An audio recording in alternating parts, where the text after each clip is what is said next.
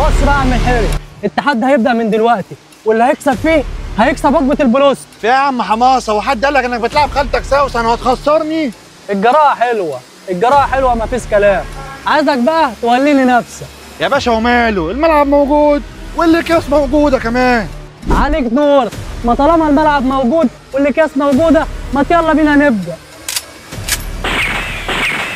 ايه يا حاج، مش هتقول انك بتضرب نار؟ يا عم تنشف كده بقى وانت من العيال، انت بتعمل ايه انت وهو هنا؟ ايه ده؟ يا بابا والله يا بابا كنت هقول لك. ايه كنت هتقول لي ايه؟ وايه اللي تعملوه في نفسكوا ده؟ ده يا بابا تحدي سباق الاكياس. ايوه ماله يعني سباق اللباس اللي انتوا بتقول عليه ده، وهتستفادوا ايه؟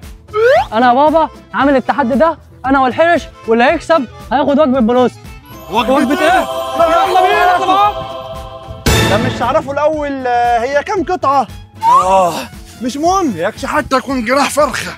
طب وانت يا بابا دخلت المسابقة ليه؟ الله يا حماصة يا ابني، انا برفع عن نفسي. الواحد زهق من القعدة بتاعت البيت دي، وش في وش امك 24 ساعة، نكد في نكد يا اخي. خلاص يا بابا، انت يا ريتني ما سألتك. ماذا تفعلون يا شباب؟ أتدخلون في سباق بدوني؟ والله عيب عليكم. الحمد لله بالسلامة يا شيخ، اهي كملت. خد يا شيخ بقى الصفارة دي، وعايزك تحكم بالعدل وبما يرضي الله. حاضر يا بني، سوف أحكم في هذه المسابقة بما لا يرضي الله. أقصد بما يرضي الله. أعطيني هذه الصفارة. مش يلا بينا بقى نتكل على الله ونبدأ السباق ده ولا ايه؟ استنوني استنوني دخلونا معاكم السباق ده. وماله يا عم سعد، هي جت عليك، يلا تعال. حبيبي يا حماصة، ايوه جاي اهو.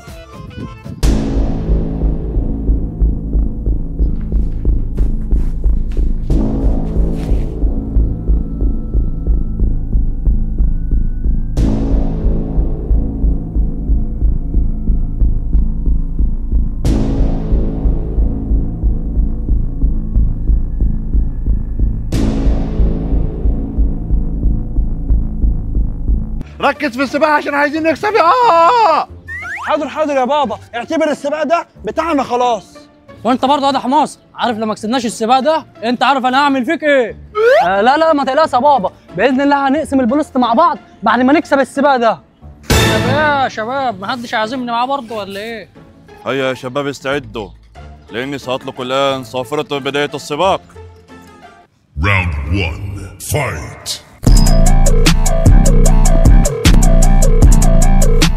سوف أعد لحد 3 2 1.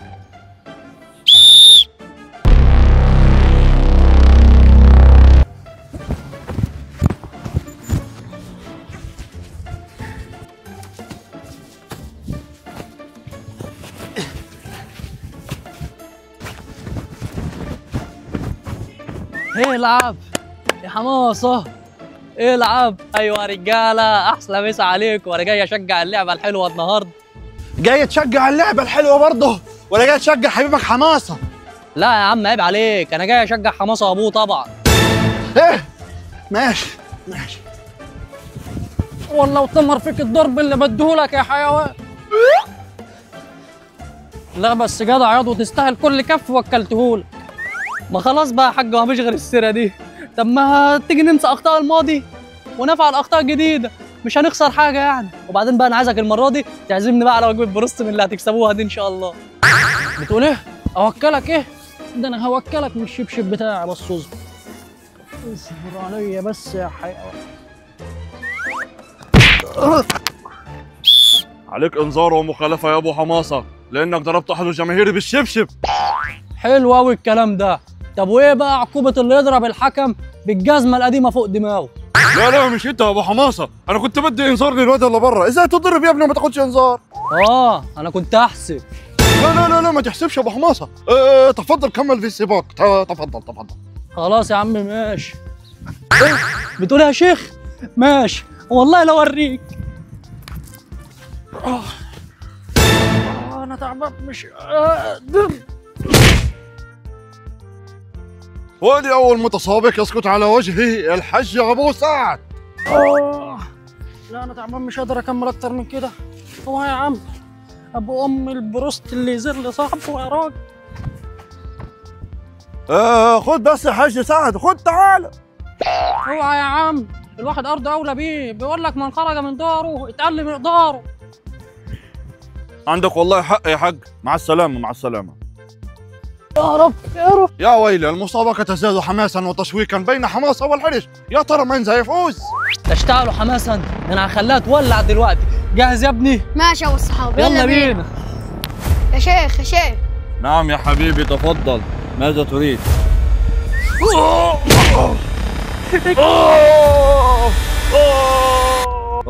هل نحن فينا من الغدر يا شباب؟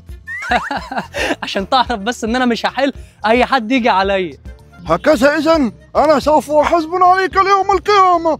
اقول لك على حاجه يا شيخ، سكلتك امه. أنت الآن غلطت في عز ما أملك. سقلتك عيتين أمك يا. هو عمل كده؟ هو اتحول ليه؟ احنا لازم نمشي دلوقتي يلا بدل ما ياكلنا. انت مش شايف شكله عامل ازاي؟ والله يا ابو الحرج ده الوليه كانت عامله لي اكله من 3 ايام، حته صينيه. ما تقولش صينية إيه؟ ايوه يا عم، هي صينيه رقاق باللحمه المفرومه، انما ايه حاجه استغفر الله العظيم ما تاكلش بعدها باسبوع. وهنا ريثما يتحدث أبو حماصة وأبو الحرش عن صينية الركاكي باللحمة المفرومة التي زوجته ما بتعرفش تعملها، وهنا يفوز حماصة بالسباق.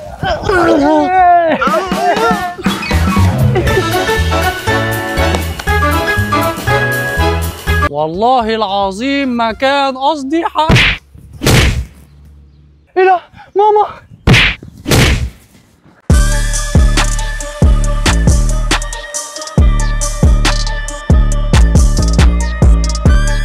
وجبة ايه؟ ماشي. انت هتقول ايه؟ وجبة ايه؟ أيوه خلاص نقول الوجبة على طول. ماشي. وجبة إيه؟ وجبة ايه؟ كنت بقول له هنقول وجبة على طول، قال لي إيه؟ هنقول الوجبة على طول. وجبة ايه؟ يلا بينا احنا معاك. وهنا ريثما يتكلم حماصة وأبو حماصة عن صينية الرقاق باللحمة التي زوجته لم تعد وهنا ريثما يتحدث حماصة وأبو حماصة. وهنا ريثما يتحدث أبو حماصة وأبو الحرش عن صينية وهنا ريثما يتحدث أبو حماصة وأبو الحرش عن صينية الرقاق باللحمة التي زوجته ولم تعرف تعملها.